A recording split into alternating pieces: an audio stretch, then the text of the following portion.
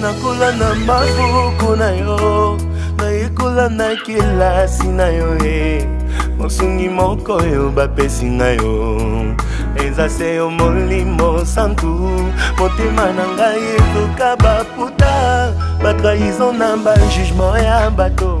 Je me suis relevé na nguya na yo, kotikanga te nzelela nanu molai. Molimo, molimo na Nzambe akita na se Yesu ninanga yo. Molimo, molimo na Nzambe akita na se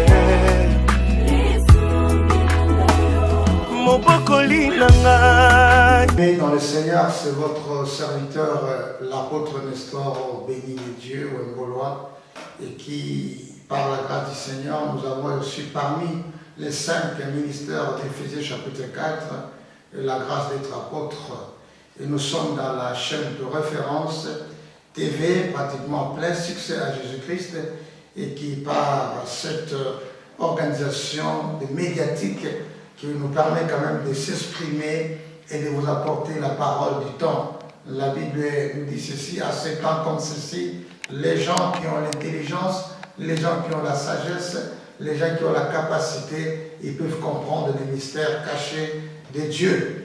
L'apôtre Paul dit que ces mystères qui étaient cachés en Dieu de toute éternité, mais que Dieu a permis qu'en ce temps de la fin, nous puissions être révélés de cela et apporter notre contribution pour la bonne marche de l'œuvre de Dieu. J'aimerais parler que tant que les ciels et la terre subsistera, la loi de la sémence et de la moisson existera. Vous savez, c'est un thème un peu trop controversé aujourd'hui. C'est un thème un peu où les gens n'aiment pas qu'on en parle. C'est un thème un peu où des églises évitent de cela. Mais moi, je voulais parler de cela avec les Écritures et vous démontrer que Dieu est le premier qui a sémé. Dieu est le premier qui a démontré cette loi de la sémence et de la moisson. Nous allons lire avec vous dans le livre des Corinthiens au chapitre 1. Et pour démontrer cette notion de la parole de Dieu, comment elle a existé depuis les commencements, même depuis les temps des apôtres. J'aimerais plus être avec vous pratiquer dans le livre des Corinthiens au chapitre 9, comment l'apôtre Paul a décortiqué ces mystères aux Corinthiens pour les expliciter, ce que nous voulons parler avec vous. Des Corinthiens chapitre 9, nous lisons avec vous dans le verset 6. Sachez-le, celui qui sème paix, moissonnera paix. Celui qui sème abondamment, moissonnera abondamment. Que chacun de vous donne comme il a résolu en son cœur, sans tristesse ni contrainte, car Dieu aime celui qui donne avec joie. Et Dieu peut vous combler de toutes sortes de grâces, afin que possédant toujours, en sorte que, en toutes choses, vous aurez à satisfaire à vos besoins, vous ayez encore en abondance pour toute bonne œuvre, selon ce qui est écrit. Il a fait de largesse, il a donné aux indigents, sa justice subsiste à jamais. Celui qui fournit la sémence au semeur et du pain pour sa nourriture, vous fournira, vous multipliera la sémence, augmentera et les fruits de votre justice, en sorte que vous serez enrichis à tous égards, en toute espèce de libéralité, par les moyens qu'il faut offrir à Dieu des actions des grâces.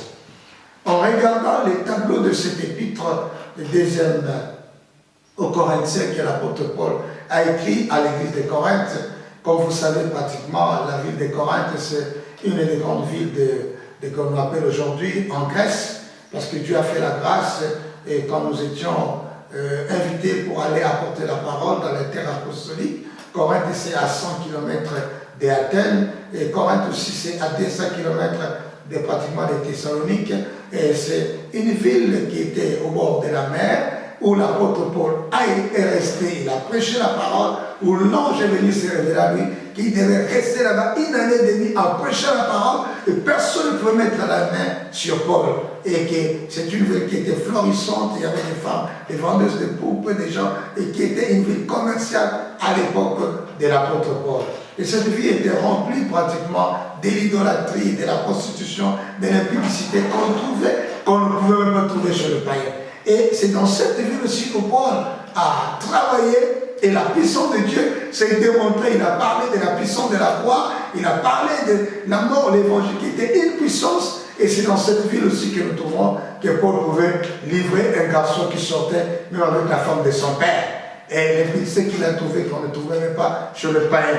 Alors ça, c'était seulement pour vous contextualiser, vous ramener à comprendre quand nous parlons de Corinthe, parce qu'il y en a qui croient que Corinthe c'est seulement spirituel. Ce sont des villes qui n'ont pas existé. Ça existe, ça est jusqu'aujourd'hui. Et en 2015, j'étais parti et on a prêché l'évangile. Nous sommes arrivés, on a visité cette ville de Corinthe. Il y a un disciplement archéologique, là où Thomas qui était dans le marché, là où Paul même a prêché l'évangile. Alors, je vais parler de la loi de la sémence et de la moisson. Vous savez, bien aimés dans le Seigneur, le principe de la bénédiction, le principe de l'enrichissement, le principe de la, disons, qui peut nous amener à être grand financièrement, à être puissant et fort, c'est le principe de la loi de la sémence et de la moisson. Dans le livre de Genèse, il est dit que tant que le ciel et la terre subsistera, existera, la loi de la sémence et de la moisson existera aussi. C'est pourquoi Dieu, il est le premier qui nous a aimés, qui a sémé. Regardez, Dieu, il va prendre ce qui était cher, il va prendre ce qui était fort, son fils, il va les sémer et il va récolter beaucoup de fils. Aujourd'hui, Christ, sa mort, sa résurrection, il est une sémence qui a été jetée à terre et qui est ressuscitée et qui a ramené beaucoup de fils et de filles au Père. Dieu est le premier qui a donné. Dieu a tant aimé le monde, il l'a donné. S'aimer veut dire donner, s'aimer veut dire investir, s'aimer veut dire savoir ce que tu as lâché dans la main pour que ce soit pour la disposition, que ce soit pour le Seigneur. Donc, quand nous parlons de s'aimer, c'est aussi donner. Quand nous parlons de s'aimer, veut dire investir. Quand nous parlons de s'aimer, ça veut dire aussi savoir mettre à la disposition du Seigneur ce que Dieu fait passer entre ses mains. Or, dans les temps de l'Ancien Testament, nous allons voir un peu comment cela s'est passé. Et regardez un peu quand Dieu appelle Abraham. Et Dieu appelle Abraham, va lui promettre le fils de la promesse. Mais Abraham va recevoir le fils à 100 ans, après 25 ans de promesses, d'espérance et d'espoir et de persévérance. Mais Dieu va prendre le fils qui lui a béni Abraham dans la vieillesse.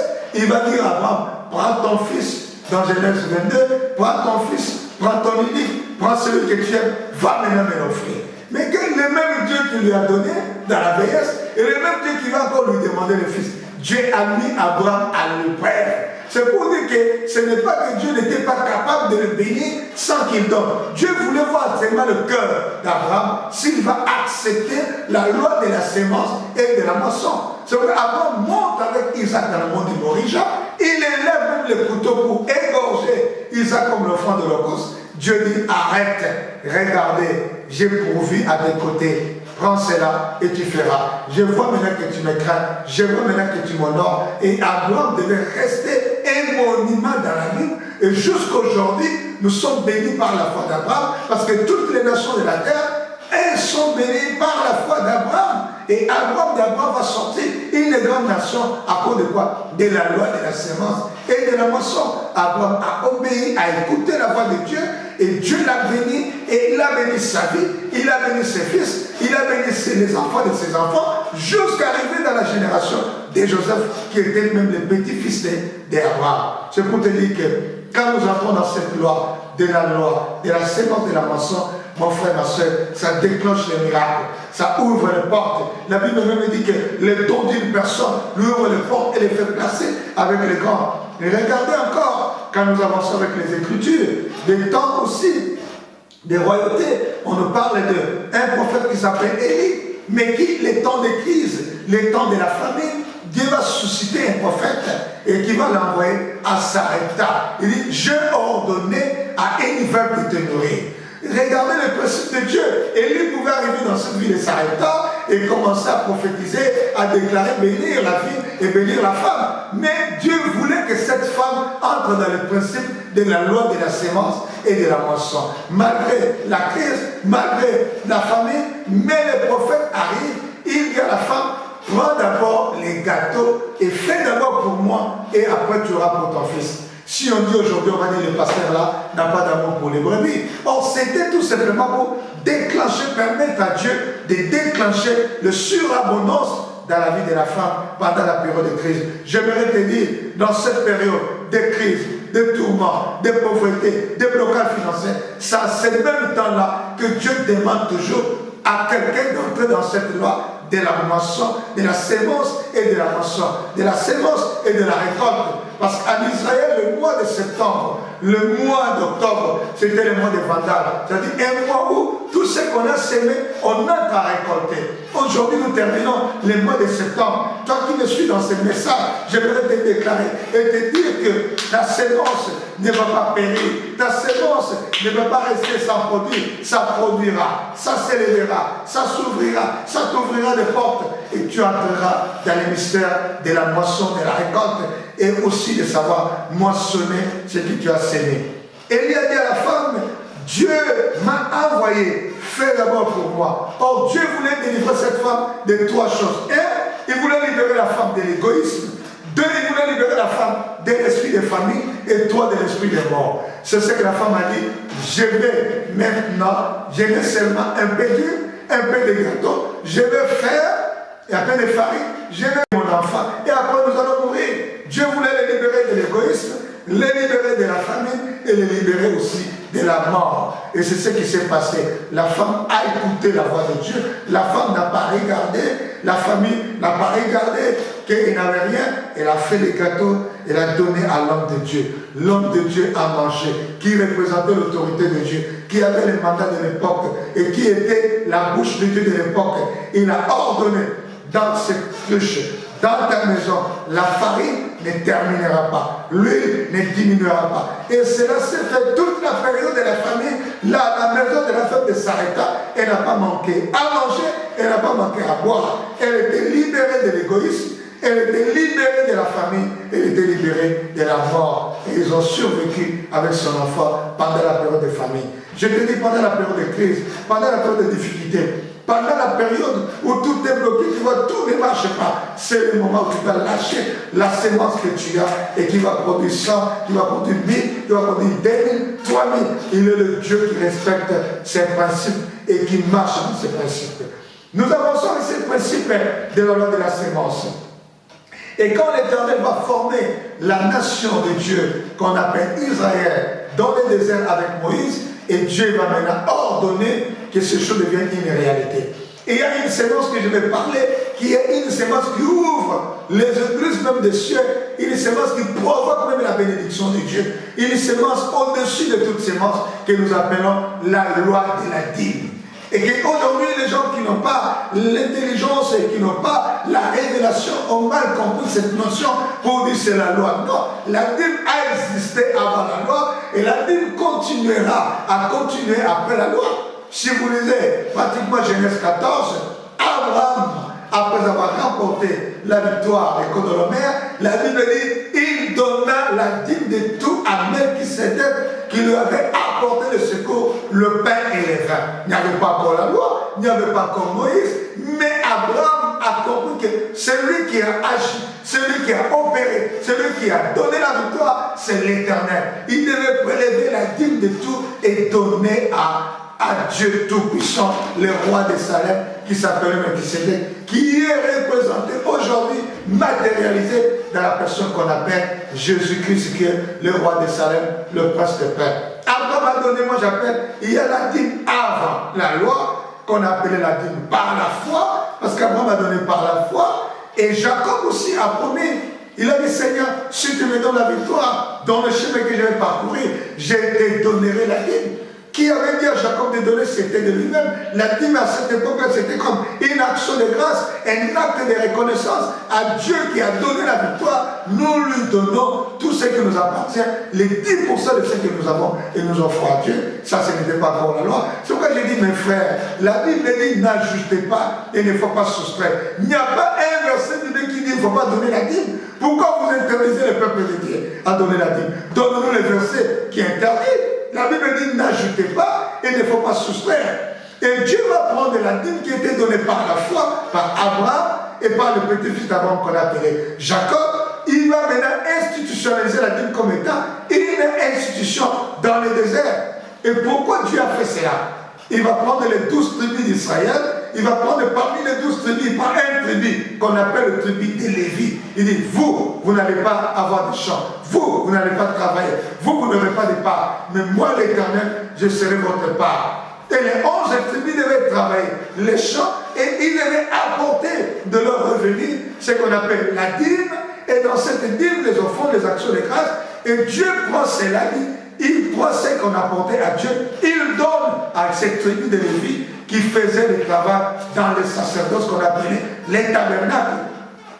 Et c'est pourquoi aujourd'hui, les gens qui interprètent que la dîme c'est la loi, qui avait demandé de la dîme et qui avait dit que la dîme existe, c'est Dieu lui-même qui a dit c'était pour répondre aux besoins de l'œuvre, aux besoins de la maison de Dieu, aux besoins de ses serviteurs. Et c'est pourquoi les dîmes dans le désert avec Moïse était comme une loi que Dieu a donnée. Il dit tout peuple qui travaillera, qui va travailler, il apportera sa dîme. C'est une chose sacrée et consacrée qui est sacrée à Dieu qu'on ne peut pas jouer avec. Et tout celui qui travaillait, les 11 tribus devaient travailler et apporter leur dîme. C'est pourquoi il nous est dit dans Malachie, chapitre 3, le verset 10, apporter à la maison du trésor les dîmes et les offrandes. Dieu n'a pas dit regarder, Dieu n'a pas dit garder, Dieu n'a pas dit empêcher, Dieu a dit apporter. Il n'y a pas un verset qui interdit cela. Bien aimé dans le Seigneur, faites attention avec des faux prophètes, avec des faux prophéties, avec des faux apôtres, avec des faux pasteurs qui n'ont pas la révélation de la parole. Nous devons consommer l'agneau dans la totalité. On ne va pas dire ça c'est l'Ancien Testament, ça c'est le Nouveau Testament. Non, on va comprendre. La Bible dit, ces choses nous sont écrites, c'est pour nous servir d'exemple. C'est pour que nous puissions les pratiquer, afin que nous les pratiquions. C'est pourquoi Dieu met la dîme comme étant une loi. On la dit maintenant sous la grâce pour tous ceux qui travaillent, pour tous ceux qui font quelque chose. Ça devient maintenant une loi où nous donnons à Dieu par la loi de reconnaissance qui me garde du 1er au 31.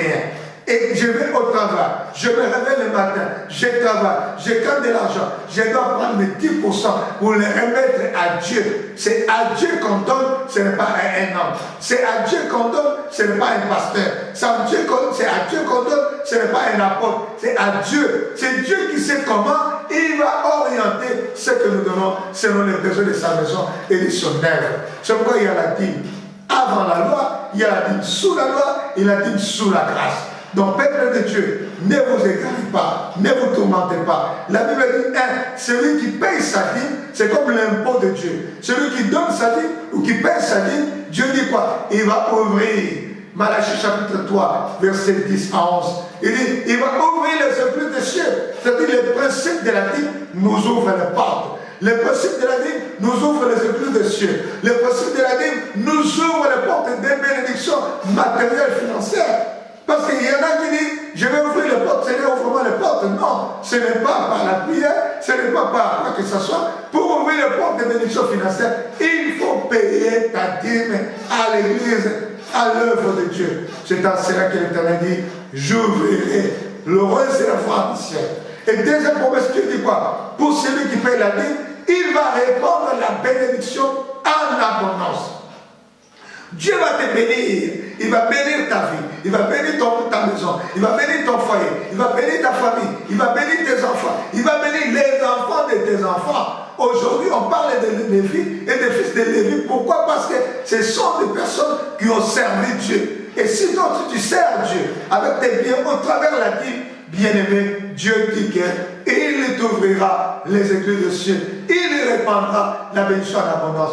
Troisième bénédiction qui est liée à celui qui donne la dîme, dit quoi? Je chasserai celui qui dévore. Tout celui qui peut venir, les dépenses inutiles, tu touches les salaires, ça tombe comme si dans un sac poussé. Les jours que tu as l'argent, c'est les jours où les dépenses, où les demandes dépassent même les avoirs que tu as. Pourquoi? Parce que tu n'obéis pas à la loi de la dîme. Mais Dieu dit dans Malachie 3, 10 en 11, dit, quand tu payes ta dîme, il va chasser l'esprit de pauvreté, il va chasser l'esprit des dépenses, il va chasser, il va fermer toutes les trous et tu sauras gérer ton argent, manger, même épargner et faire des projets que tu as toujours rêvé de faire. Mais la dîme, c'est un principe que Dieu a établi avant la loi, sous la loi et après la loi. Donc si tu apprends à payer tes dîmes, à donner tes dîmes dans la maison de Dieu, tu ne manqueras de rien. Le Seigneur a dit, tu ne manqueras de rien. Tu prêteras aux gens, tu n'emprunteras pas. Dieu va te faire un dépôt. Dieu fera de toi un canal de bénédiction pour les autres. C'est pourquoi, mes amis dans le Seigneur, respectons, obéissons à cette loi de la dîme, la loi de la sémence, qui est la dîme. Ça va nous amener à contempler la gloire, la puissance et la grandeur de Dieu. Je ne dis pas seulement de la dîme, je parle aujourd'hui pratiquement des droits des ministres de Dieu. La Bible dit dans Corinthiens chapitre 9, le Seigneur a ordonné à ceux qui annoncent l'évangile de vivre par l'évangile. Hommes de Dieu, bien-aimés Église, les hommes de Dieu, ce sont des ministres de Dieu. Les bénir, les soutenir, c'est un droit légitime. La Bible dit dans Galates chapitre 6, verset 6, le verset que nous connaissons tout dit, c'est lui à qui l'on enseigne la parole doit faire participer tous ses biens à celui qui l'enseigne. Bon, malgré qu'il y a les exagérations, les gens qui prêchent seulement pour l'argent, mais je crois que bénir un homme de Dieu, soutenir un homme de Dieu, c'est un droit légitime des ministres de Dieu. Celui qui annonce l'évangile vivra par l'évangile. Celui qui travaille à l'hôtel vivra par l'hôtel. Nous ne demandons pas, nous ne demandons pas, nous ne cherchons pas, mais c'est notre droit. Ton droit, c'est ton droit. Les prédicateurs qui annoncent l'évangile, c'est le Seigneur Jésus qui a ordonné que ceux qui annoncent l'évangile vivent par l'évangile.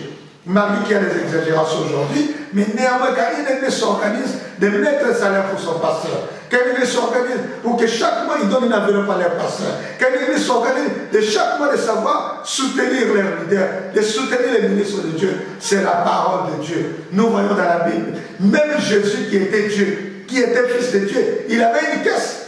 Il pouvait marcher sans la caisse de l'argent qu'il avait confié à Judas.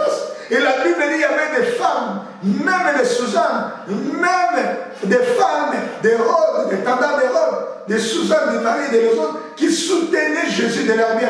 Luc chapitre 8, verset 1er à 3. Il avait une caisse. Il faut qu'il y ait une provision qui nous permette d'annoncer l'évangile.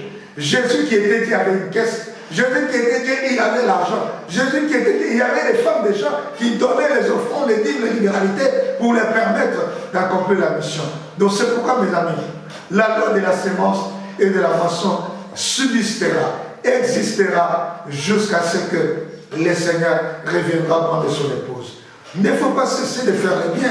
N'abandonnez pas. À part la dîme, nous parlons de la loi, de l'offrande.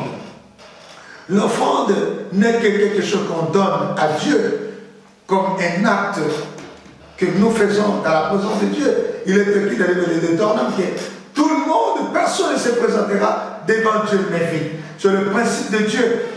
Nous ne venons pas seulement adorer Dieu avec les lèvres, avec le bouche et les paroles. Nous devons apporter une offrande. Chaque fois qu'on s'apporte à la présence de Dieu, nous devons apporter une offrande. Ceux qui donnent les offrandes, ceux qui apportent leurs offrandes, la Bible dit les dons d'une personne lui ouvre les portes. Celui qui donne libéralement et il sera enrichi encore de plus en plus.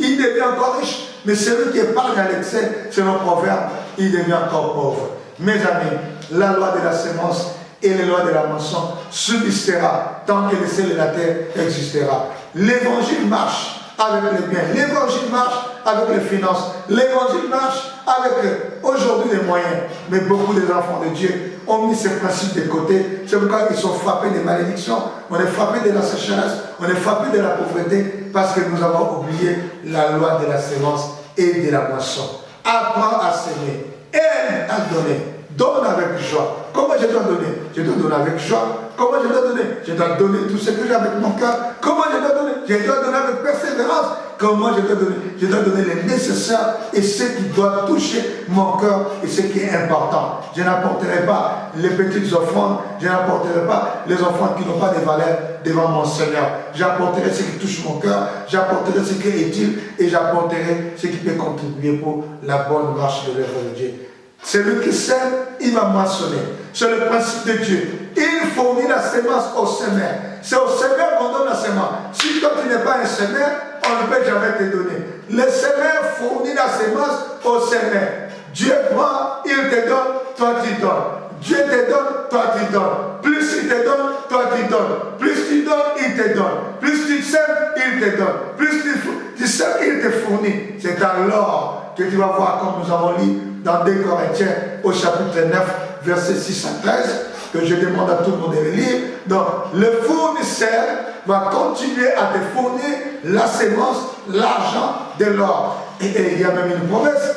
Il y a encore, vous serez enrichis à tous égards. C'est-à-dire celui qui apprend à s'aimer, à donner sa vie, les offrandes, les libéralités, tout ce qui est prescrit dans la loi de Dieu dans la Bible dit ceci: Dieu va te donner la richesse. Et plus tu sèmes, plus tu deviens riche et tu deviens béni.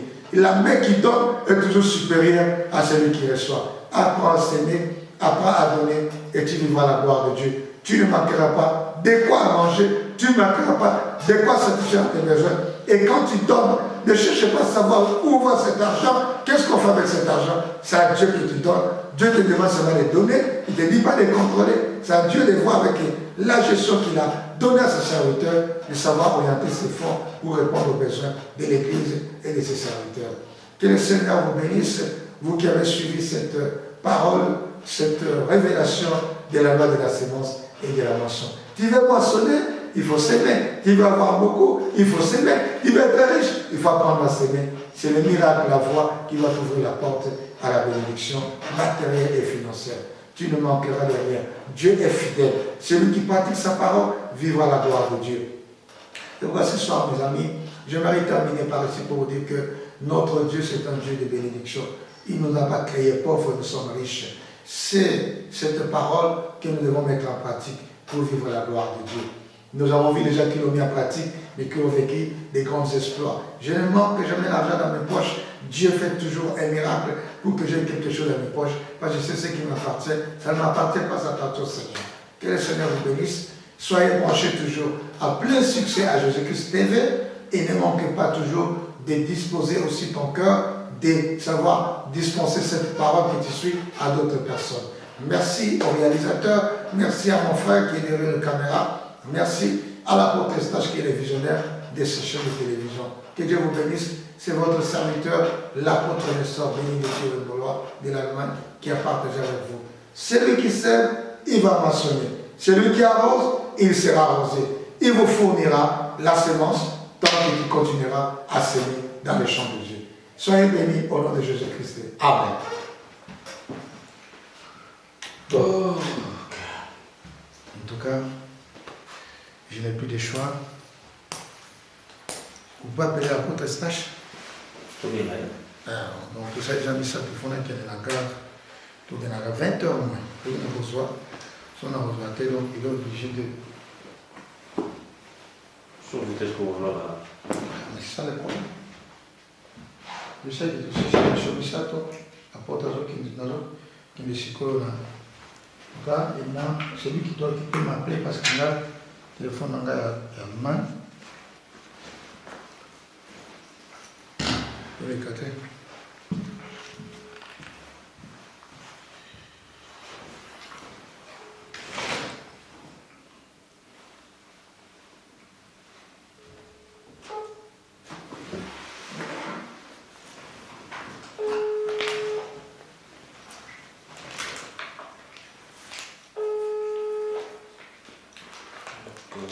Beaucoup mélange.